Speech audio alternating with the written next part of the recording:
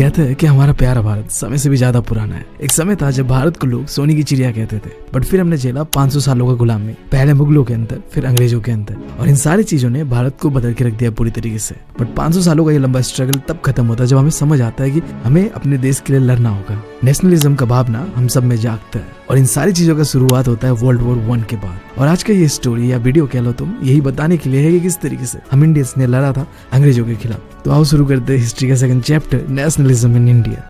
हमें पता है कि हम अंग्रेजों के गुलाम थे, तो जब वर्ल्ड वॉर 1 हो रहा था ना, तो हमने डायरेक्टली नहीं बट इनडायरेक्टली वर्ल्ड वॉर 1 में पार्टिसिपेट किया था। हमें मजबूर करा गया था कि तुम हमारी कॉलोनी हो तो तुम हमें सपोर्ट करो, और हम मजबूरी में सपोर्ट करते हैं। बट ये सपोर्ट हमें बहुत भारी पड़ता है। अब कैसे पड़ता है ये जानते हैं। The impact of first war दिया, और बदले में हमें क्या मिला? ब्रिटिश आर्मी का जो डिफेंस एक्सपेंडिचर है ना, उसे बढ़ाने के लिए हमारे ऊपर custom duties and income tax बढ़ा दिया गया ताकि वो अपना डिफेंस एक्सपेंडिचर का खर्चा निकाल पाए। और इस कारण इंडिया के अंदर पे महंगाई दुगना हो गया था 1913 से लेके 18 तक। जिसका नतीजा ये होता है कि हम इंडियंस को बहुत ही महंगाई का मार सहना पड़ता है। यहाँ तक तो फिर भी ठीक था, जब उन्हें लड़ने के लिए सोल्जर्स चाहिए था तो हमारे गांव से लोगों को पकड़ पकड़ के जंग पे भेज दिया जाता था, लड़ने के लिए, मरने के लिए। और उसी बीच इंडिया के अलग अलग इलाकों में फसल बर्बाद होता है। 1918 से लेके 1919 और 1920 से लेके 21 तक का जो ये समय था ना, वहां में इंडिया के अलग अलग पार्ट्स पे हमारा फसल बर्बाद होता है, जिस वजह से जो फूड शॉर्टेजेस का प्रॉब्लम है इंडिया के अंदर में बहुत ज्यादा बढ़ जाता है। और एक सेंसस बनता है 1921 का, जिसके हिसाब से 12 से 13 मिलियन लोग मर जाते हैं बस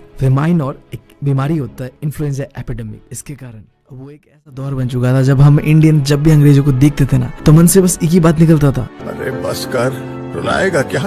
हम 500 सालों का ये गुलामी झेल झेल के थक चुके थे। हमें कोई ऐसा चाहिए था जो इन सारी चीजों से हमें आजाद करे। तो सही में बताओ तो हमें एक मसीहा का जरूरत था, और वही मसीहा 1915 को साउथ अफ्रीका से आता है गांधी जी के रूप पे।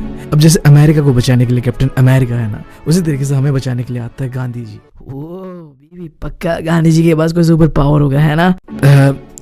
नहीं, कैप्टन अमेरिका के पास सुपर ह्यूमन वाला पावर था, बट हमारे गांधी जी के पास बस पावर ऑफ सत्याग्रह था। सत्याग्रह यानी कि power of truth and need to search for truth. तो मजाक कर रहे हो ना बीबी? इससे लड़ेंगे हम अंग्रेजों से और हमें मिलेगा आजादी।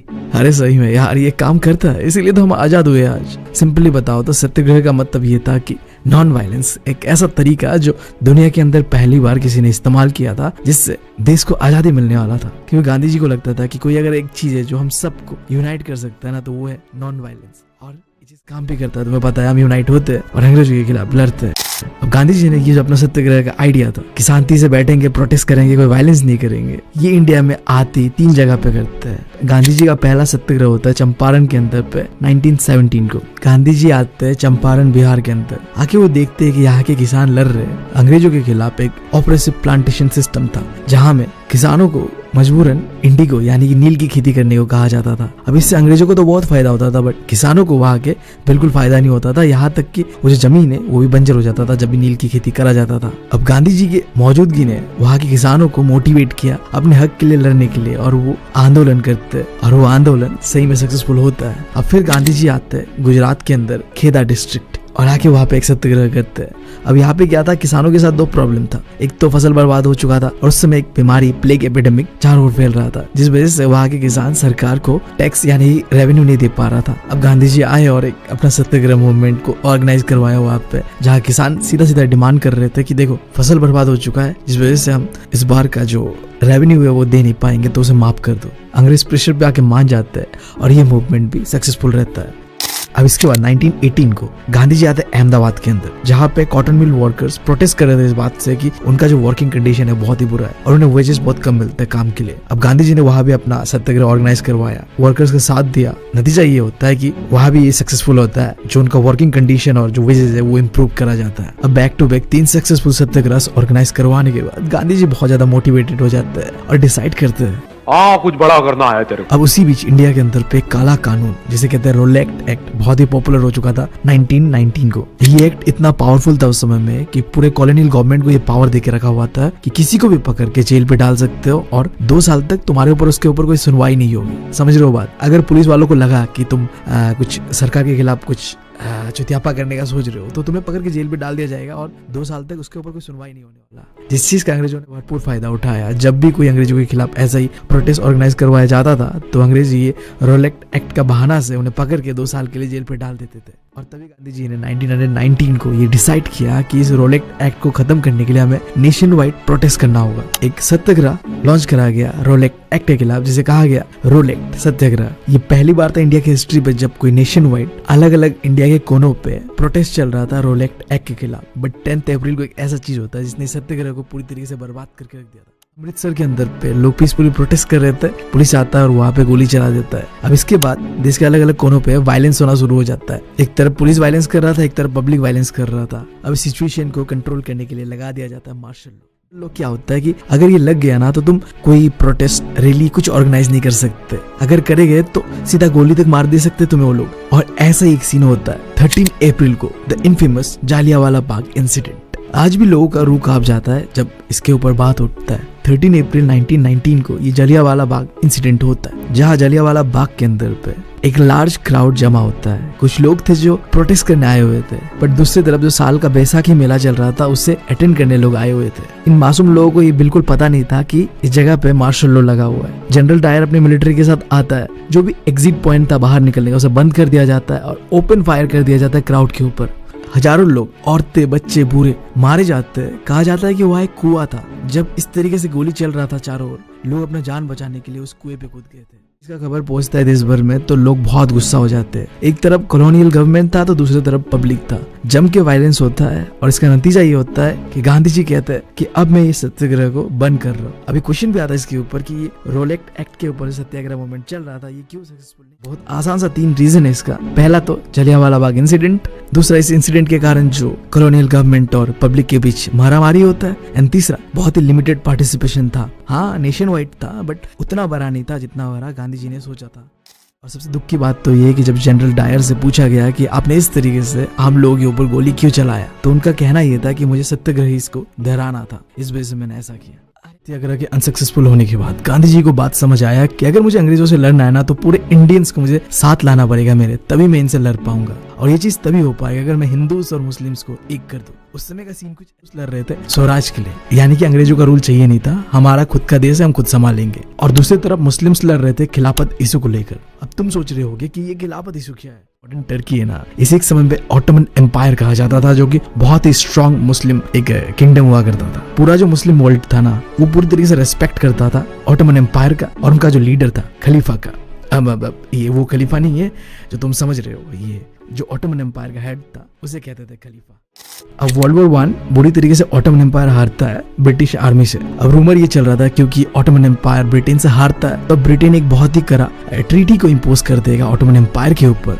एक तरीके से तुम समझो कि गुलाम बना देगा, जैसे कि उन्होंने इंडिया को बनाया था। इस चीज के लिए इंडिया में मुस्लिम्स लोग लड़ रहे थे, जिसे खिलाफत इशू का नाम दिया था उन्होंने। अब गांधी जी को यहाँ पे दिखा मौका, उन्होंने सोचा कि क्यों इसी मौके का मैं फायदा उठाकर हिंदू और मुस्लिम्स को एक कर दूं। उस समय इस खिलाफत इशू के लिए इंडिया पे एक खिलाफत कमेटी बनता है बॉम्बे के अंदर पे 1919 को, जिसे लीड कर रहा था 2 अली ब्रदर्स, मोहम्मद अली एंड शौकत अली, जिनसे जाके गांधी जी ने बात किया और समझाया कि किस तरीके से हिंदू और मुस्लिम्स अगर यूनाइट हो जाए ना तो अंग्रेजों से हम आसानी से लड़ सकते हैं, क्योंकि तुम्हारा भी दुश्मन एक है और हमारा भी दुश्मन एक है, तो क्यों ना हम यूनाइट हो जाए और उनका कान फाड़ दे। मतलब समझ रहे हो मेरी बात? अब दोनों अली ब्रदर्स को भी यहाँ पे सेंस दिखता है तो उन्होंने भी एग्री किया, हाँ हम सपोर्ट करने के लिए तैयार है। एंड फिर जाके गांधी जी ने इस मुद्दे को कांग्रेस सेशन के अंदर पे उठाया सितंबर 1920 को। और इसके बाद फाइनली ये सीन होता है कि हाँ एक नॉन कोऑपरेशन मूवमेंट करा जाएगा अंग्रेजों के खिलाफ, जहाँ पे खिलाफत मूवमेंट का भी सपोर्ट मिलेगा। और इसी को जाके हम आगे कहने लगे नॉन कोऑपरेशन खिलाफत मूवमेंट। अब सवाल ये उठता है कि गांधी जी ने अंग्रेजों से लड़ने के लिए ये नॉन कोऑपरेशन खिलाफत मूवमेंट को क्यों चुना था? ऐसा क्या खास था इसमें? पहला था कि जो भी अंग्रेजों ने अबॉर्डेड टाइटल्स हम इंडियंस को दिया था ना उसे सरेंडर कर देना, कि हमें नहीं चाहिए तुम्हारा टाइटल, रखो तुम्हारे पास। दूसरा चीज, उस समय जो भी अंग्रेजों का सर्विसेज चल रहा था इंडिया के अंदर पे, चाहे वो सिविल सर्विस हो, चाहे वो आर्मी हो, पुलिस हो, legislative council, school, foreign good, सबको कर देना है बॉयकॉट। अब ये करके हम करेंगे अंग्रेजों का विरोध। अगर फिर भी अंग्रेज नहीं मानते और हमें दबाने की कोशिश करते तब हम लॉन्च करेंगे अपना सेकंड स्टेज इस मूवमेंट का, जो कि होगा फुल सिविल डिसोबीडियंस कैंपेन। अब गांधी जी का ये आइडिया सुनने में तो बहुत अच्छा लग रहा था, बट कांग्रेस पार्टी के अंदर भी कुछ ऐसे लीडर्स थे जो गांधी जी से एग्री नहीं करते थे। उनका 2 पॉइंट था कि पहला तो कई सारे कांग्रेस लीडर्स बॉयकॉट नहीं करना चाहते थे काउंसिल इलेक्शन को, क्योंकि उन्हें लगता था कि एक बार अगर हम काउंसिल इलेक्शन जीत गए ना तो हम जाके कानून में बैठेंगे और कानून को बदल देंगे और जिससे हम अपने देश को बदल पाएंगे। और दूसरा पॉइंट ये था कि अगर हम नॉन कोऑपरेशन मूवमेंट दोबारा स्टार्ट करते तो ये हो सकता है दोबारा रोलेक्ट एक्ट की तरह वायलेंस क्रिएट करे, जो कि बिल्कुल अच्छा नहीं है हम सबके लिए। लंबा डिस्कशन चलता है इस चीज के ऊपर। एक तरफ गांधी जी थे जिन्होंने मन बना लिया था कि मुझे नॉन कोऑपरेशन मूवमेंट ही करना है, और दूसरी तरफ ऐसे लीडर्स जो कहते थे कि नहीं ये बकवास आइडिया है। बट लंबा डिबेट और डिस्कशन के बाद फाइनली दिसंबर 1920 को नागपुर कांग्रेस सेशन के अंदर पे ये डिसाइड किया गया, ओके फाइन, हम गांधी जी से एग्री करते हैं, क्योंकि गांधी जी को हम रोक नहीं पाएंगे तो सपोर्ट कर देते। तो नागपुर सेशन पे ये डिसाइड करा गया कि चलो करते हैं इंडिया भर में नॉन कोऑपरेशन मूवमेंट। अब तुमने ये जान लिया कि क्यों अंग्रेजों से लड़ने के लिए गांधी जी ने नॉन कोऑपरेशन मूवमेंट को चुना था और कैसे ये करना था वो भी बता दिया था गांधी जी ने। अब सवाल ये उठता है किस तरीके से हम लोगों ने नॉन कोऑपरेशन मूवमेंट में पार्टिसिपेट किया था। पहले बात करते हैं कि शहरों में क्या हाल था। तो शहरों में ना ज्यादातर मिडिल क्लास लोगों ने इस आंदोलन में पार्टिसिपेट किया था। Mainly students, teachers and lawyers ने अंग्रेजों का जो भी इंस्टीट्यूट था ना उसे बॉयकॉट कर दिया था कि नहीं हम तुम्हारे इंस्टीट्यूट पे पढ़ाई नहीं करेंगे, पढ़ाएंगे नहीं और अपना लॉ प्रैक्टिस नहीं करेंगे। काउंसिल इलेक्शन जिसके बारे में कांग्रेस के कुछ लीडर्स बात कर रहे थे कि हमें यहाँ पार्टिसिपेट करना चाहिए, अब क्योंकि गांधी जी का बात सुन के उन्होंने भी इसे बॉयकॉट कर दिया था। Foreign goods and foreign clothes दोनों को बॉयकॉट कर दिया था। दारू की दुकानों को बंद करवा दिया था। कुल मिला के इस मूवमेंट का जो पहला शुरुआत होता है ना शहरों में धूमधाम से होता है। अब इसका नतीजा ये हो रहा था कि इकोनॉमिकली हम इंडियंस को ये फायदा पहुंचा रहा था। फॉरेन क्लोथ जो कि हम बाहर से मंगवाते थे ना वो आधा हो चुका था, जो कि सिंपल इंडिकेट कर रहा था कि अब इंडियंस विदेशी कपड़ा को छोड़कर खादी को अपना रहे थे। दूसरा, मर्चेंट और ट्रेडर्स ने जो फॉरेन ट्रेड है उसे करने से मना कर दिया था कि हमें फॉरेनर से ट्रेड करना ही नहीं है, बिजनेस करना ही नहीं है। इस चीज का सबसे ज्यादा फायदा होता है इंडिया के कॉटन टेक्सटाइल इंडस्ट्रीज को। कॉटन टेक्सटाइल और हैंडलूम जो भी हाथ से बनाया हुआ चीजें था ना उनका प्रोडक्शन बढ़ता है, क्योंकि जो डिमांड पहले अंग्रेज पूरा कर रहे थे अब वो डिमांड हम इंडियंस पूरा कर रहे थे अपने आप से। अब ये सब देख के तुम्हें लग रहा होगा कि शहरों के अंदर पे तो ये आंदोलन धूमधाम से चल रहा था। बट रुको, दिक्कत था यहाँ पे। हमने विदेशी कपड़ों को छोड़कर खादी तो अपना लिया था, बट खादी बहुत महंगा था जो आम लोग, गरीब लोग अफोर्ड नहीं कर पा रहे थे। पहला दिक्कत था। दूसरा दिक्कत यह था कि स्टूडेंट्स, टीचर्स, लॉयर्स जिन्होंने अंग्रेजों का जो इंस्टीट्यूट था वहां काम करने से, पढ़ने से और पढ़ाने से मना कर दिया था, बट उनके पास सब कुछ था ही नहीं करने को। वो नल्ले बेरोजगार हो गए थे इंडियन टिकटॉकर्स की तरह। तो अब ऐसा तो बन के ज्यादा दिन तक वो नहीं रह सकते ना, तो दोबारा क्योंकि कोई ऐसा इंडियन इंस्टीट्यूट नहीं था जहां वो पढ़ सके, पढ़ा सके या काम कर सके, तो वो मजबूरन जाके उन्हीं अंग्रेजों के इंस्टीट्यूट पे काम करना, पढ़ना, पढ़ाना शुरू कर देते हैं। अब शहरों के बारे में जान लिया, अब गांव में चलते हैं। Rebellion in country side. देखो गांव में ना दो तरीके का आंदोलन चल रहा था, एक किसानों का, एक ट्राइबल पीपल्स का। पहले बात करते हैं किसानों का, स्पेसिफिकली बात करते हैं अवध के अंदर सीन क्या चल रहा था किसानों का। तो देखो अवध के अंदर पे एक ऐसे आंदोलन चल रहा था तालुकदार्स और लैंडलॉर्ड्स के खिलाफ। अब देखो तालुकदार और लैंडलॉर्ड्स ऐसे लोग थे जिनके पास जमीन अंधा था, तो ये क्या करते थे अपनी जमीन को गरीब किसानों को भाड़े पे दे देते थे। हमारे जमीन पे तुम लोग खेती करो, इसके बदले में तुम हमें रेंट देना। जैसे यार तुम जब रेंट पे बैठते हो तुम्हें अपने मालिक को रेंट देना होता है, मतलब देने को मन तो नहीं करता बट देना होता है, राइट। अब यहाँ में भी सीन कुछ ऐसा ही चल रहा था। बट तुम्हें पता है बीइंग ए रेंट ओनर हर कोई छूते ही होता है। समय से पहले भाड़ा मांगना, हर एक साल के बाद भाड़ा बढ़ा देना, मतलब ये तो है उनका। अब उस जमाने में भी ऐसा ही था। ये जो तालुकदार्स और लैंडलॉर्ड्स थे ना ये ज्यादा रेंट चार्ज करते थे किसानों से, साथ साथ दो तीन मीठा मीठा बात करवा के ये बेगर सर्विसेज करवाते थे, यानी कि बिना पैसा दिए काम करवा देते थे। अब ये चीज तो सही नहीं है, राइट। इस चीज के खिलाफ किसान आंदोलन कर रहे थे। इस मूवमेंट के अंदर पे उनका डिमांड ये था कि रेंट कम करो। दूसरा, ये जो बेगर बिना पैसे दिए काम करवाते हो इसे बंद करो। और कुछ जो ऐसे लैंडलॉर्ड्स है जो गरीब किसानों को इंसान नहीं जानवर समझते हैं, उन लोगों को सोशल बॉयकॉट करो। अवध के अंदर पे इन किसानों के आंदोलन को सपोर्ट करता है दो इंसान, एक तो बाबा रामचंद्र और दूसरा नेहरू जी। एक स्लोगन बहुत फेमस हो गया था उस समय, नाई धोबी बंद। लैंडलॉर्ड्स और तालुकदार्स थे ना जो आम किसानों को इंसानी नहीं समझते थे, उन लोगों को नाई यानी कि बाल काटना, धोबी यानी कपड़ा वपड़ा धोना, जो भी मतलब बेसिक सर्विसेज दिया जाता है ना, ये सब नहीं दिया जाएगा उन्हें। अब देख के यहाँ पे जेन्युइन लग रहा है कि हाँ किसानों के साथ गलत हो रहा है, बट किसान भी कम नहीं थे। देखो इस आंदोलन का भी एक ड्रॉबैक होता है। गुस्से में आकर आम किसान तालुकदार्स और मर्चेंट्स के घरों पे अटैक कर देते हैं, बाजारों को लूटते हैं और कुछ लोकल लीडर्स गांधी जी का नाम लेके आम लोगों को ऐसा कह के भड़का देते हैं कि अब से हमें टैक्स नहीं देना है एंड जो भी जमीन है ना लैंडलॉर्ड्स जमींदारों से छीन के हम पे यानी गरीबों पे डिस्ट्रीब्यूट कर दिया जाएगा। अब ये बात गांधी जी ने कहीं भी नहीं कहा था, उन्होंने बस ऐसे मन से कह दिया था। क्या यार इन लोगों ने गांधी जी को गांडू जी समझ लिया था क्या? क्या मतलब गलत है यार ये। तो इससे ना ही गांधी जी खुश था ना ही कांग्रेस खुश था। तो अगर कभी क्वेश्चन पूछ देना एग्जाम पे कि कांग्रेस और गांधी जी किस बात से अवध के अंदर में जो ये आंदोलन चल रहा था इससे खुश नहीं था, तो ये पॉइंट्स तुम लिख देना जरूर। बात करते आंध्र प्रदेश के अंदर पे किस तरीके से ट्राइबल लोगों ने अपना एक आंदोलन चला के रखा हुआ था। देखो उस समय अंग्रेजों ने जंगल में आने से ट्राइबल पीपल्स को मना कर दिया था। अब देखो मैं खुद नॉर्थ ईस्ट से हूँ, मैं ये दिक्कत समझ सकता हूँ। अगर तुम ट्राइबल लोगों को जंगल में जाने से रोकते हो ना, तो तुम बस जंगल में जाने से नहीं रोक रहे, तुम उन्हें अपने घर में जाने से रोक रहे हो। ट्राइबल पीपल्स के लिए जंगल बस जंगल नहीं है, उनका घर है, उनका रोज रोटी चलता है वहां से। तो जब उन्हें जंगल नहीं जाने दिया गया तो उनका जो लाइवलीहुड और जो उनका ट्रेडिशनल राइट्स जो हजारों सालों से चलते आ रहा था वो छीन चुका था उनसे। इसके साथ साथ जब भी सड़कें उड़के बनाया जाता था ना उन एरियाज पे, तो ट्राइबल लोगों को पकड़ पकड़ के जबरदस्ती बेगर्स करवाया जाता था, यानी कि जबरदस्ती काम करो हमारे लिए, सड़कें बनाओ, बिना पैसा दिए। 1 रुपया नहीं मिलता था उन्हें, बस गुलामों की तरह काम करते थे। अब इतना गलत जब हो रहा था तो इसे रोकना तो पड़ेगा। तो आंध्र प्रदेश के अंदर पे जो गुडेम हिल था ना, वहाँ पे एक आंदोलन का शुरुआत होता है जिसे कहते हैं गोरिल्ला मूवमेंट। अब यहाँ में क्या होता है, छुप छुप के अंग्रेजों के ऊपर अटैक किया जाता था एंड अंग्रेजों के नाक पे दम कर दिया जाता था, जिसे लीड कर रहा था अलूरी सीताराम राजू। अब ये एक यूनिक पर्सनैलिटी था सही में। ये अपने आप को मानता था कि इसके पास कुछ मैजिकल पावर्स है, ये भविष्य देख सकता है, ब्ला ब्ला कई सारी चीज। बट यहाँ पे जो खास बात ये था कि ये बंदा गांधी जी का बड़ा फैन था। गांधी जी का जो आइडिया था नॉन कोऑपरेशन का, इसे इसने बहुत सपोर्ट किया। यहाँ तक कि इसने लोगों को खादी पहनने के लिए कहा और दारू वारू पीने के लिए मना कर दिया। बट ये एक चीज से गांधी जी से एग्री नहीं करता था। अलूरी सीताराम राजू का मानना था कि स्वराज यानी कि आजादी ना लड़के ही मिल सकता है, शांति ऐसे प्रोटेस्ट करके नहीं मिल सकता भाई। तो इसीलिए ये गोरिल्ला मूवमेंट चल रहा था। बट तुम्हें पता है अब लड़ोगे तो मरोगे भाई। 1924 को अंग्रेजों ने राजू को पकड़ लिया और एग्जीक्यूट कर दिया। बट फिर भी क्योंकि उसने देश के लिए इतना कुछ करा था तो आज भी वो बहुत ही एक प्रोमिनेंट फिगर है आंध्र प्रदेश के अंदर। अब बात करते हैं मेरे बर्थ प्लेस आसाम का। तो आसाम के अंदर पे जो प्लांटेशन वर्कर्स थे ना, उन्होंने स्वराज का अपना ही मतलब बना लिया था। उनके लिए स्वराज का मतलब इतना था कि यार देखो हमें ना बस हम जहाँ जाना चाहते हैं वहां जा पाए। तुम्हें सुन के ये लग रहा होगा कि ये क्या है, इधर से उधर जाने के लिए भी ये कौन सा आजादी चाहिए उन्हें। उनके साथ क्या हो रहा था उस समय, एक एक्ट था इनलैंड इमिग्रेशन एक्ट, जो कि 1859 को बना था। अब ये एक्ट ये कहता था कि तुम प्लांटेशन वर्कर्स बिना परमिशन के टी गार्डन से बाहर नहीं निकल सकते। बट देखो जब उन्होंने सुना कि गांधी जी ने ना नॉन कोऑपरेशन मूवमेंट का स्टार्ट कर दिया अंग्रेजों के खिलाफ, अब तो अच्छे दिन आने वाले, अब तो गांधी राज आने वाला है, हमें अपने गाँव पे जमीन मिल जाएगा जहाँ हम खेती करेंगे रहेंगे, अब यहाँ नहीं रहना हमें। वो अपना प्लांटेशन छोड़ छोड़ के घर के लिए निकल देते, बट वो घर तक पहुंच नहीं पाते। रास्तों पे ही पुलिस उन्हें पकड़ लेते, बुरी तरीके से मारते और घसीट कर उन्हें टी गार्डन पे दोबारा काम करने के लिए लेके आते।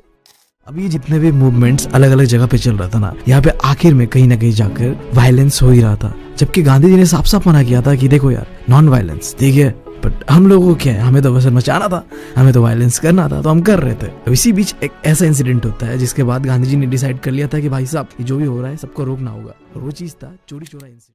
फरवरी 1922 को यूपी का जो डिस्ट्रिक्ट है गोरखपुर, वहां पे एक जगह है चोरी चोरा। पीसफुल प्रोटेस्टर्स मार्केट पे अपना डेमोन्स्ट्रेशन निकाल रहे थे। वहीं पे पुलिस आता है और पब्लिक और पुलिस के बीच सीन क्रिएट हो जाता है, भसर मच जाता है, गोली चलता है पुलिस की तरफ से, फिर पब्लिक भड़क जाता है, पुलिस स्टेशन को जला देता है, जिस वजह से 22 पुलिसमैन मर जाते हैं। और ये एक इंडिकेशन था कि भाई साहब बहुत हो चुका है, हद से ज्यादा हो चुका है। गांधी जी को समझ आता है कि अब मुझे नॉन कोऑपरेशन मूवमेंट है उसे बंद करना पड़ेगा। तो गांधी जी ने 12 फरवरी 1922 को नॉन कोऑपरेशन मूवमेंट को विड्रॉ कर लिया, क्योंकि गांधी जी को लगा कि वायलेंस बहुत बढ़ चुका था, तो अब सत्याग्रही रईस को ट्रेन करने का जरूरत है ऐसे बड़े बड़े मास स्ट्रगल्स के लिए। तो इसी के साथ जो नॉन कोऑपरेशन मूवमेंट था इसका होता है अंत। इसी बीच इंडिया के पॉलिटिकल हिस्ट्री में 2 बड़े बड़े चीज होता है। पहला तो द ग्रेट डिप्रेशन, जो कि वर्ल्ड वाइड 1929 को फैलता है। ये क्या था, बेसिकली एक इकोनॉमिक सिचुएशन था जहाँ पूरी दुनिया का हालत खराब था, तो इंडिया का भी हालत खराब होता है, क्योंकि इंडिया उस समय एग्रीकल्चर इकोनॉमी था। तो इंडिया का जो एग्रीकल्चर था उसका हालत बहुत ही खराब हो चुका था। जो भी एग्रीकल्चर से रिलेटेड जो भी चीजें थे ना, उन सब का प्राइस गिर चुका था। जो हम एक्सपोर्ट करते थे एग्रीकल्चरल प्रोडक्ट बाहर पे, वो ना के बराबर हो चुका था, यानी कि डिक्लाइन हो चुका था। इसका नतीजा ये होता है कि जो किसान मेहनत करके खेती करके अपना हार्वेस्ट को ला रहे थे ना मार्केट पे, वो बिक नहीं रहा था। दूसरा जो इवेंट था वो है साइमन कमीशन। देखो अंग्रेजों ने ना अपना जो भी इंग्लैंड से एक कमीशन बनाकर भेज दिया था, जिसका हेड था सर जॉन साइमन। तो कमीशन का नाम भी इसलिए साइमन कमीशन पड़ता है। अभी साइमन कमीशन का काम ये था कि इंडिया में आकर देखना है कि इंडिया का कॉन्स्टिट्यूशन सिस्टम कैसा है और इसके अंदर पे क्या क्या चेंजेस सजेस्ट करा जा सकता है वो करे। बट यहाँ दिक्कत ये था कि इंडियंस के लिए कॉन्स्टिट्यूशन बनने वाला था जहाँ कुछ सजेशंस आने वाला था, बट वहाँ पे इंडियन नहीं था, लिटरली एक इंडियन नहीं था, सारे के सारे अंग्रेज थे। अब ऐसा कैसे हो सकता है कि हमारे लिए कानून बनने जा रहा था और हम ही नहीं थे, वहाँ मतलब सेंस नहीं बन रहा, राइट। तो अब इंडिया पे एक नारा बहुत ज्यादा फेमस होता है जिसे कहते हैं गो बैक साइमन का नारा। लोग सड़कों पे आते हैं और इस साइमन कमीशन के खिलाफ खड़े होते कि तुम वापस जाओ, हम इंडियंस अपना देश खुद संभालेंगे, अपना कॉन्स्टिट्यूशन खुद से बनाएंगे, हमें तुम्हारा जरूरत नहीं है। प्रोटेस्ट इतना ज्यादा बढ़ चुका था इस साइमन कमीशन के खिलाफ कि उस समय का जो वाइस रॉय था ना, लॉर्ड इरविन, वो इस सिचुएशन को संभालने के लिए आगे आता है और कहता है कि देखो मैं एक ऑफर देता हूँ तुम सब इंडियंस को, आजादी तो नहीं दे सकता बट हाँ एक चीज दे सकता हूँ, डोमिनियन स्टेटस। अब ये क्या था, इंडिपेंडेंस नहीं था बट हाँ हमारे अंदर पे रहकर तुम लोगों को क्या करना पड़ेगा, अपने देश को जिस हिसाब से चलाना है, कानून बनाना है, बनाओ। जिसके लिए एक राउंड टेबल कॉन्फ्रेंस ऑर्गेनाइज करवाया गया जहां में कॉन्स्टिट्यूशन के अंदर जो भी चेंजेस करवाना है यहाँ आके डिस्कस करो। बट उस समय के जो कांग्रेस के लीडर्स थे, स्पेशली नेहरू जी और सुभाष चंद्र बोस, इन्होंने डायरेक्ट मना कर दिया कि हम तुम्हारे आइडिया से बिल्कुल एग्री नहीं करते, हमें और अंग्रेजों का गान गुलामी नहीं करना यार, आजादी चाहिए। दिसंबर 1922 को लाहौर सेशन होता है कांग्रेस का, जिसका प्रेसिडेंसी नेहरू जी के अंडर पे था और यही पे डिसाइड किया जाता है कि अब फॉर्मली कांग्रेस डिमांड करेगा पूर्ण स्वराज का। अब तक डिमांड बस चल रहा था स्वराज चाहिए, आजादी चाहिए, एटलीस्ट कानून अपना बना सके ये सब, बट अब पूर्ण स्वराज चाहिए, यानी कि फुल इंडिपेंडेंस। अंग्रेज बिल्कुल चले जाओ यहाँ से। अब यहाँ फिर एंट्री होता है गांधी जी का। गांधी जी ने देखा कि हाँ ये जो पूर्ण स्वराज का आइडिया है बहुत ही सही आइडिया है, बट इसमें एक दिक्कत है, पूर्ण स्वराज के लिए हम इंडियंस को इकट्ठा आना पड़ेगा, यूनाइट होना पड़ेगा। अब गांधी जी ने देखा ये चीज एक तरीके से हो सकता है, एक अगला रेवोल्यूशन का शुरुआत। वो क्या हो सकता था, सिविल डिसोबीडियंस मूवमेंट, जिसके लिए गांधी जी ने चुना साल्ट को। 31 जनवरी 1930 को गांधी जी ने लेटर लिखा वाइसरॉय इरविन को, जहाँ पे गांधी जी ने टोटल 11 डिमांड्स रखा था इरविन के सामने पे, और उसमें से एक डिमांड ये था कि जो नमक के ऊपर टैक्स लगाया जा रहा है इसे हटा दो। गांधी जी ने इस लेटर को लिखते हुए अल्टीमेटम दिया था, या तो हमने जो डिमांड्स दिया है ना इसे 11 मार्च से पहले तक पूरा करो, या फिर हम जरूर करेंगे सिविल डिसोबीडियंस का कैंपेन। बट लॉर्ड इरविन ने गांधी जी की बात को सीरियसली नहीं लिया। उन्हें लगा कि गांधी जी नहीं गांडू जी है।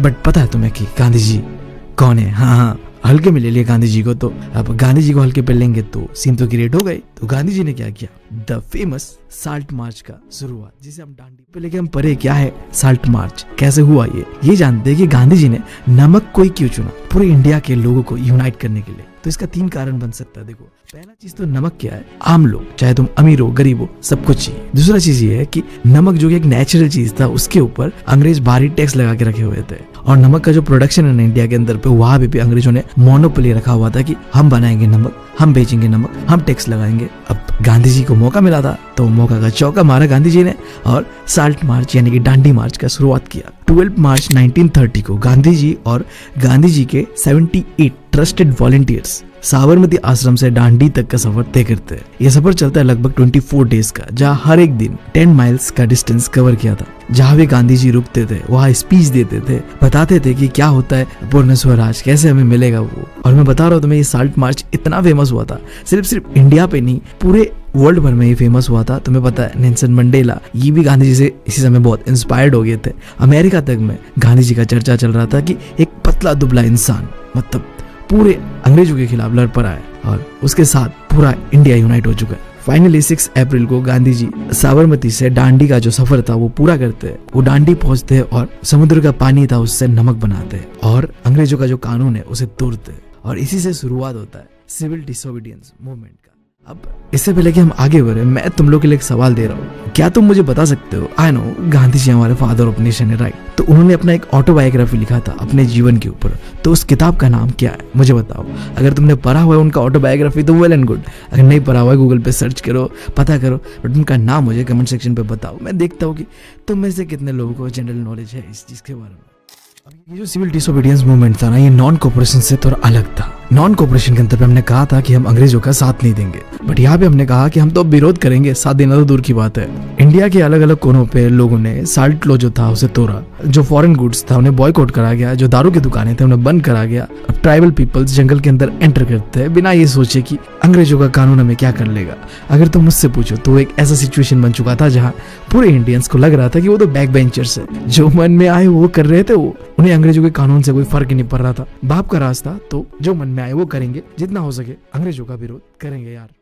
अब अच्छा वाला ये आंदोलन देश भर में चल रहा था, आगे से लोग आकर अंग्रेजों के खिलाफ लड़ रहे थे, प्रोटेस्ट कर रहे थे। बट फिर वही गांधी जी का सीन होता है, गांधी जी आते हैं और पूरा सिविल डिसोबीडियंस मूवमेंट को बंद करवा देते हैं और इरविन के साथ एक पैक्ट साइन करते हैं जिसका नाम है गांधी इरविन पैक्ट। अब सवाल ये उठता है कि अचानक से गांधी जी के साथ क्या हुआ था? क्या उनके सर पे चोट मिल गया था? नहीं, देखो ऐसा नहीं था। हमें ऐसा लग रहा था कि गांधी जी नहीं गांडू जी है, बट असलियत कुछ और था। गांडू तो हम थे। गांधी जी ने हमें शुरुआत से मना करा हुआ था कि वायलेंस नहीं करने का है ब्रो, बट हमें कि जिंदगी में बसर मचाना है हमने जगह जगह पे वायलेंस करा, और इस वायलेंस को कंट्रोल पे लाने के लिए अंग्रेजों ने भी अपने तरीके से वायलेंस करा। जितने भी उस समय के कांग्रेस के लीडर्स थे उन्हें पकड़ पकड़ कर जेल पे डाला गया। गांधी जी का एक बहुत ही बड़ा फॉलोअर हुआ करता था अब्दुल गफर खान। अब इन्हें पकड़ के 1930 को जेल पे डाल दिया, और बाद में जाके गांधी जी को खुद भी जेल में जाना पड़ा। और जैसे गांधी जी को जेल पे डाल दिया गया तो वायलेंस और बढ़ता। पब्लिक का सीन ऐसा था कि तुमने कैसे हमारे लीडर को जेल पे डाल दिया। अब इसे रोकने के लिए अंग्रेज भी अपने तरीके से वायलेंस करते हैं, सिचुएशन बिगड़ता है, और जिसका खामियाजा भुगतना पड़ता है जो पीसफुल प्रोटेस्टर्स प्रोटेस्ट कर रहे थे बिना कोई वायलेंस करे उनके ऊपर। अंग्रेज इनके ऊपर लाठी चार्ज करते, बुरी तरीके से मारते, जिनके अंदर औरत बच्चे ये भी शामिल होते हैं। अब पूरी सिचुएशन को कंट्रोल पे लाने के लिए, सारी चीजों को रोकने के लिए गांधी जी ना चाहते हुए भी अपना जो भी ये सिविल डिसोबीडियंस का मूवमेंट था ना, इसे वापस लेते और लॉर्ड इरविन के साथ एक समझौता करते मार्च 1931 को, जिसे कहते हैं द गांधी इरविन पैक्ट। अब सवाल ये उठता है कि ऐसा क्या समझौता किया था गांधी जी ने लॉर्ड इरविन के साथ, जिस वजह से ये पूरा अच्छा वाला चलता हुआ आंदोलन को रोकना पड़ा। इसके लिए हम जानते हैं, चलो ये क्या है गांधी इरविन पैक्ट। तो इस समझौते के अंदर बात कुछ ऐसा होता है कि गांधी जी अपना ये आंदोलन जो भी चल रहा है सिविल डिसोबीडियंस मूवमेंट का, इसे वापस लेंगे, यानी कि बंद कर देंगे, और पार्टिसिपेट करेंगे राउंड टेबल कॉन्फ्रेंस जो कि लंदन के अंदर पे हो रहा था उस पे। और इसके बदले में जो कॉलोनियल गवर्नमेंट था वो क्या करेगा, जितने भी पॉलिटिकल प्रिजनर्स को कैद करा हुआ था जेल में उन्हें छोड़ देंगे। याद है तुम्हें जब हमने साइमन कमीशन के खिलाफ जो गो बैक साइमन का नारा लगाया था, उस समय लॉर्ड इरविन आते हैं और सिचुएशन को कंट्रोल पे लाने के लिए कहते हैं कि डोमिनेंट स्टेटस देंगे वो हमें, और साथ साथ कहते हैं कि राउंड टेबल कॉन्फ्रेंस को ऑर्गेनाइज करवाएंगे जहां हमारा कॉन्स्टिट्यूशन कैसा होगा नहीं होगा उसके बारे में हम इंडियंस बात करेंगे। अब ये वही राउंड टेबल कॉन्फ्रेंस था जहां गांधी जी ने कहा था कि मैं पार्टिसिपेट करूंगा, जबकि पहले इंडिया ने कहा था कि हम नहीं करने वाले ऐसा कुछ, हमारा देश है, हम चलाएंगे, हम बनाएंगे कानून अपना। बट सिचुएशन को अब कंट्रोल में लाने के लिए गांधी जी ये पैक्ट साइन करते हैं, यानी कि इस समझौते के अंदर पे आते और लंदन जाते। बट तुम्हें पता है अंग्रेज कितने दोगले होते हैं, लेके तो जाते हैं अंग्रेज, बट अब अपने शर्त पे वो नचा रहे थे गांधी जी को। गांधी जी बहुत ही बुरी तरीके से डिसअपॉइंटेड हो गए। इंडिया वापस आते हैं। इंडिया में आने के बाद गांधी जी देखते हैं कि अंग्रेजों ने हमारा आवाज को दबाने के लिए एक नया साइकिल ऑफ रिप्रेशन स्टार्ट कर दिया था। अब्दुल गफर खान और नेहरू जी को जेल में डाल दिया था, कांग्रेस को एक इलीगल ऑर्गेनाइजेशन डिक्लेयर कर दिया था। अब गांधी जी के पास कोई ऑप्शन था नहीं, ना चाहते हुए भी गांधी जी ने फिर से सिविल डिसोबीडियंस मूवमेंट को 1932 को फिर से दोबारा स्टार्ट किया, ताकि वो पूरा जो सिचुएशन है उसे दोबारा अपने कंट्रोल पे ला सके।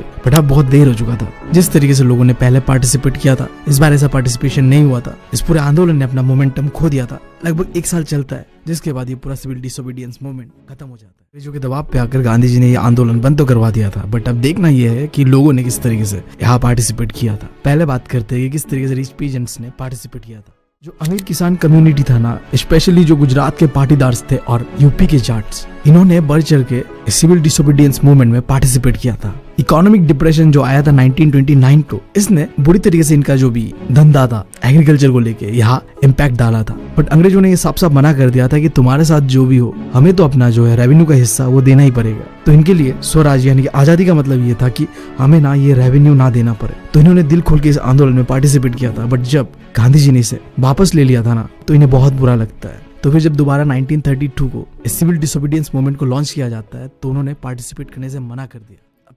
अब देखना आगे यहाँ पे जो अलग अलग लोग हैं ना, जिन्होंने इस आंदोलन के अंदर पार्टिसिपेट किया था, उनका स्वराज का मतलब अलग अलग था। अब जैसे इन अमीर किसानों के लिए स्वराज का मतलब ये था कि हमें रेवेन्यू ना देना पड़े अंग्रेजों। गरीब किसान थे जो क्या करते थे, जो बड़े बड़े लैंडलॉर्ड्स जमींदार थे, उनके जमीनों पे खेती करते थे और उसके बदले में इन्हें रेंट देते थे। तो डिप्रेशन के कारण तो इन्हें भी इम्पैक्ट पड़ा था ना, तो इनके लिए अब आजादी का मतलब ये था कि हमें रेंट ना देना पड़े, जो हम डिप्रेशन के टाइम दे नहीं पाए थे वो सब। बट उस समय कांग्रेस इन गरीब किसानों का साथ नहीं दे रहा था, क्योंकि अगर कांग्रेस गरीब किसानों का साथ देंगे ना, तो उससे जो अमीर किसान थे ना वो नाराज हो जाएंगे, क्योंकि इनकी जमीन पे ही तो ये खेती करते थे, तो उन्हें रेंट नहीं मिलेगा तो वो भड़केंगे। तो कांग्रेस इससे दूर था, जो भी आंदोलन इन गरीब किसानों का चल रहा था वहां से। तो उस समय के जो इंडिया के इंडस्ट्रियलिस्ट और मर्चेंट्स थे ना, उन्होंने वर्ल्ड वॉर 1 के दौरान बहुत ज्यादा प्रॉफिट बनाया था। बट अंग्रेजों ने ऐसा पॉलिसीज इंडिया के अंदर में बना के रखा था जिससे इंडियन बिजनेसमैन एंड मर्चेंट्स थे, उन्हें बिजनेसेस में रोका जाए, उन्हें प्रॉफिट ना करने दिया जाए, क्योंकि जितना प्रॉफिट था वो तो उन्हें करना था ना। तो उनके लिए स्वराज का मतलब ये था कि एक ऐसा समय आए जहाँ कॉलोनियल जो गवर्नमेंट का रेस्ट्रिक्शंस है वो हट जाए, ट्रेड एंड इंडस्ट्रीज फ्लरिश कर पाए बिना कोई रुकावट के। वो चाहते थे कि फॉरेन गुड जो इंडिया पे इम्पोर्ट होके आ रहा है ना, वो ना हो, क्योंकि फॉरेन गुड उस समय बहुत ही सस्ता था। अब ये चीज इंडिया के बिजनेसमैन के लिए अच्छी बात नहीं थी। तो बड़े बड़े जो इंडस्ट्रियलिस्ट थे उस समय के, पुरुषोत्तम दास ठाकुर दास और जीडी बिरला, इन्होंने इस मूवमेंट में बढ़ चढ़ के पार्टिसिपेट किया, फाइनेंशियली सपोर्ट किया और जो भी फॉरेन गुड्स थे ना उन्हें बेचने या खरीदने से मना कर दिया था। अब इसके बाद वर्कर्स जो इंडस्ट्रीज पे काम करते थे उन्होंने किस तरीके से पार्टिसिपेट किया था इस आंदोलन के अंदर, तो सही बताऊं ना मैं तो देखो नागपुर के अलावा इंडिया के अंदर पे वर्कर्स का जो पार्टिसिपेशन नाक के बराबर था। अब ऐसा इसलिए था क्योंकि कांग्रेस बहुत ही क्लोज था इंडस्ट्रियलिस्ट लोगों के साथ, बट फिर भी कुछ वर्कर्स आगे आते हैं और इस जो भी आंदोलन है इसे सपोर्ट करते हैं, फॉरेन गुड्स को बॉयकॉट करते हैं, रैलीज एंड स्ट्राइक्स को ऑर्गेनाइज करवाते हैं। उन्होंने भी अपना मांग को सामने रखा कि हमारा वेज रेट को बढ़ाया जाए, वर्किंग कंडीशंस को इम्प्रूव करा जाए। बट जैसे कि मैंने तुम्हें बताया कि कांग्रेस बहुत ही ज्यादा क्लोज था इंडस्ट्रियलिस्ट लोगों के साथ, तो उन्होंने जो ये वर्कर्स का डिमांड था ना उसे मानने से इनकार कर दिया था। वो झिझक रहे थे क्योंकि इससे शायद हो सकता है कि जो बड़े बड़े बिजनेसमैन से वो नाराज हो जाए। अब बात करते हैं कि औरतों ने किस तरीके से सिविल डिसोबीडियंस मूवमेंट में पार्टिसिपेट किया था। तो सही बताओ तो हमारे देश के औरतों ने बहुत ही लार्ज स्केल पे पार्टिसिपेशन दिया था अपना। जिस दौरान गांधी जी साल्ट मार्च कर रहे थे ना, जो औरतें वो घर से बाहर निकल कर गांधी जी को सुनने के लिए आते थे। कई औरतों ने घर से बाहर निकल कर इन प्रोटेस्ट पे पार्टिसिपेट किया। जो साल्ट लॉ था उसे तोड़ा, फॉरेन गुड्स को बॉयकॉट करा, दारू की दुकानों को बंद करवाया, यहाँ तक कि कई औरतें तो जेल भी जाती है। मेनली जो औरतों का पार्टिसिपेशन शहरों पे होता है ना वो हाई कास्ट फैमिलीज से होता है, और गांव के अंदर पे जो अमीर किसान थे ना उनके जो औरतें थे वो आगे आते थे लड़ने के लिए। देखो यहाँ भी बात वही पैसे वाला ही था, क्योंकि ये जो हाई क्लास फैमिली के जो औरतें थे ना उनके पास अपॉर्चुनिटी था, मौका था, इसलिए वो जाके पार्टिसिपेट कर पाए, जबकि ये मौका गरीब औरतों को नहीं मिलता है। जब तुम्हारे सर पे ये बोझ होता है ना कि घर कैसे चलाए, तो तुम देश चलाने के बारे में नहीं सोचते। खैर जो भी हो, गांधी जी के कहने पे औरतें घर से बाहर निकल कर आती थी। उन्हें लगता था कि देश का सेवा करना तो हमारा धर्म है। बट यहाँ पे दुख की बात ये थी कि उस समय औरतों ने बहुत जम धम के पार्टिसिपेट तो किया था, बट उन्हें कोई खास पोजीशन नहीं मिलता है। यहाँ तक कि गांधी जी का ये मानना था कि औरतों को घर में रहना चाहिए, अच्छी माँ और बीवी बनकर। और सबसे अजीब तो कांग्रेस के साथ था। कांग्रेस इस बात से डर रहा था कि अगर औरतों ने ज्यादा पार्टिसिपेट किया तो कांग्रेस के अंदर भी कोई एक पोजीशन मिल जाएगा उन्हें। तो कांग्रेस ये चीज बिल्कुल नहीं चाहता था। डर रहा था कि अगर औरतों ने ज्यादा पार्टिसिपेट किया तो कांग्रेस के अंदर भी कोई एक पोजीशन मिल जाएगा उन्हें। तो कांग्रेस ये चीज बिल्कुल नहीं चाहता था।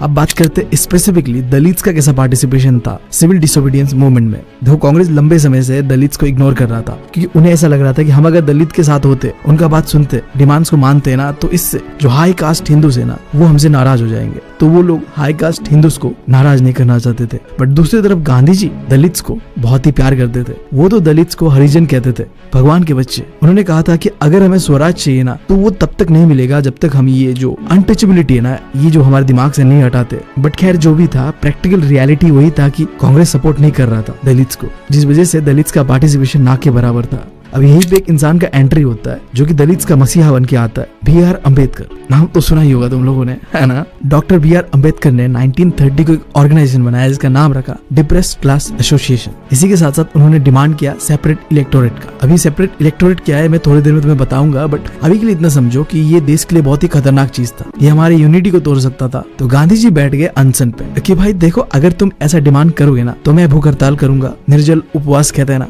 उस पर बैठ गए थे कि अगर डॉक्टर बी.आर. अम्बेडकर ने अपना ये जो डिमांड है इसे वापस नहीं लिया तो मैं भूखा रहूंगा, और तब तक भूखा रहूंगा जब तक मैं मर नहीं जाता। अब अगर तुम मुझसे पूछो कि गांधी जी का सबसे बड़ा कंट्रीब्यूशन क्या था हमारे देश के आजादी में, तो मेरा कहना रहेगा ये पॉइंट गांधी जी के लिए सबसे इम्पोर्टेंट था। उन्होंने लिटरली देश को तोड़ने से रोका था। Doctor B R. अम्बेडकर मानते इस बात से कि चलो मैं जो अपना सेपरेट इलेक्टोरेट का आइडिया है उसे वापस लेता हूँ, और यही पे साइन होता है द फेमस पूना पैक्ट। सितंबर 1932 को दो चीज के लिए एग्री होता है। पहला चीज ये था कि डॉक्टर बी.आर. अम्बेडकर ये जो सेपरेट इलेक्टोरेट का डिमांड कर रहे थे ना इसे वापस लेंगे, और इस चीज के बदले उन्हें क्या मिलता है, रिजर्व सीट्स। यस, जितने भी दलित जो आज के समय एससी से ना उन्हें मिलता है रिजर्व सीट, यानी कि जो भी आज तुम रिजर्वेशन का सिस्टम देखते हो इसका फाउंडेशन यही से होता है, इस पूना पैक्ट के अंदर ही, जो कि मैंने बताया साइन करा गया था सितंबर 1932 को।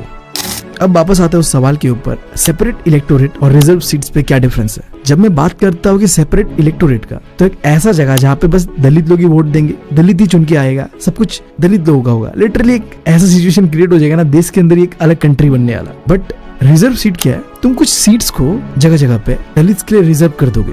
वोट कोई भी दे सकता है, बट जो इलेक्टेड लीडर होगा वो एक दलित ही होगा।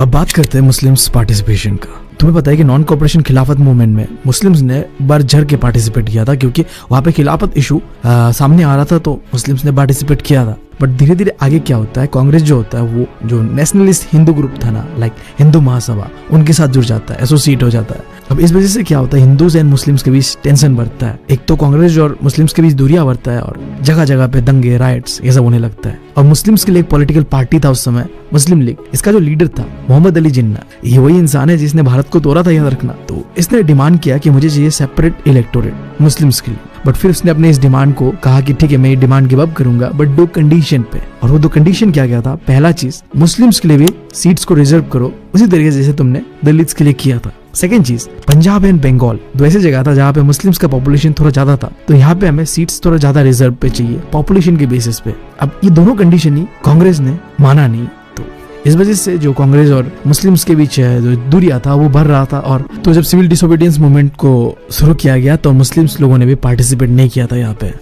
तो कुल मिला के कई सारे ऐसे प्रॉब्लम्स था जिसने कंट्रीब्यूट किया सिविल डिसोबीडियंस मूवमेंट को अनसक्सेसफुल करने में। एक एक करके सबको समराइज कर लेते हैं, जान लेते हैं क्या लिमिटेशंस था इस आंदोलन का। पहला तो तुम्हें मैंने बताया, क्योंकि दलित्स को कांग्रेस इग्नोर कर रहा था तो उन्होंने पार्टिसिपेट नहीं किया था इस आंदोलन के अंदर। मुस्लिम्स के साथ भी केस वही था, क्योंकि कांग्रेस उस समय जो हिंदू महासभा के साथ बहुत ज्यादा जुड़ गया था, तो इस वजह से मुस्लिम्स ने भी पार्टिसिपेट नहीं किया था। और कई सारे और इशूज था जिसके बारे में हमने बात किया। फिर अमीर किसानों का बात करते, उन्होंने पहले तो बहुत सपोर्ट किया था जब 1931 को सिविल डिसोबीडियंस मूवमेंट को शुरुआत किया गया था। बट जब जैसे ही इस मूवमेंट को वापस ले लिया गया तो दोबारा जैसे लॉन्च करते हैं ना, तो उन्होंने अपना हाथ पीछे कर लिया कि हमें पार्टिसिपेट नहीं करना। फिर इसी तरीके से कांग्रेस, तुम्हें पता है कि इंडस्ट्रियलिस्ट लोगों का बहुत ही सपोर्टर था, तो जो वर्किंग क्लास था उन्होंने सीधा सीधा मना कर दिया था कि हमें तो इसमें कुछ फायदा ही नहीं दिख रहा, कांग्रेस तो बस बिजनेसमैन लोगों का सपोर्ट कर रहे हैं। तो उन्होंने भी सपोर्ट नहीं किया था, पार्टिसिपेट नहीं किया था लार्ज स्केल पे इस आंदोलन के अंदर।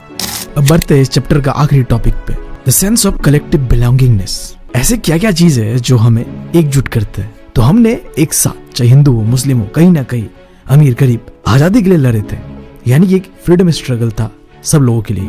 तो इसे भी हम कह सकते हैं एक सिंबल है यूनिटी का, यानी कि कलेक्टिव बिलोंगिंगनेस का। अब उसके बाद कल्चर का बात किया मैंने, कल्चर भी बहुत ही इंपॉर्टेंट रोल प्ले करता है हमें यूनाइट करने पे। हाँ, हो सकता है हम थोड़े थोड़े अलग है, बट कल्चरली देखो ना तुम, थोड़ा वो डिफरेंसेस के साथ साथ सिमिलैरिटीज भी है। फिर है फिगर्स एंड इमेजेस। अब एक देश को इमेजिन करने के लिए फिगर्स एंड इमेजेस अच्छा और क्या ही हो सकता है। हमने अपने भारत को इमेजिन किया भारत माता से। अब हमारे भारत माता का जो पहली बार किसी ने इमेज बनाया था, उस बंदे का नाम था बंकिम चंद्र चट्टोपाध्याय। इसके साथ साथ ही एक गाना भी लिखा था इन्होंने, वंदे मातरम। आई नो तुम्हें पता होगा, तुम्हें गाते भी होगे। तो उस समय की फ्रीडम स्ट्रगल के दौरान इस गाने को बहुत ही पॉपुलराइज करा गया था। लोग इसे गा गा कर अपना जो भी प्रोटेस्ट अंग्रेजों के खिलाफ शो करते थे।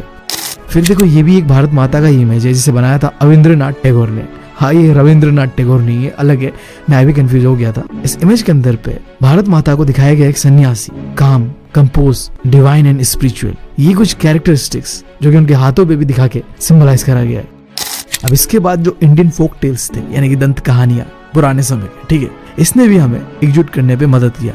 इसमें देखो 2 लोगों का नाम आता है। बंगाल के अंदर पे रविंद्रनाथ टैगोर, इनकी कहानियां बहुत फेमस है, तुमने कभी ना कभी सुना होगा, पढ़ा होगा। और दूसरा मद्रास के अंदर पे नतीसा शास्त्री, इनका जो तमिल फोक टेल्स था ना, ये भी काफी फेमस था साउथ के अंदर पे।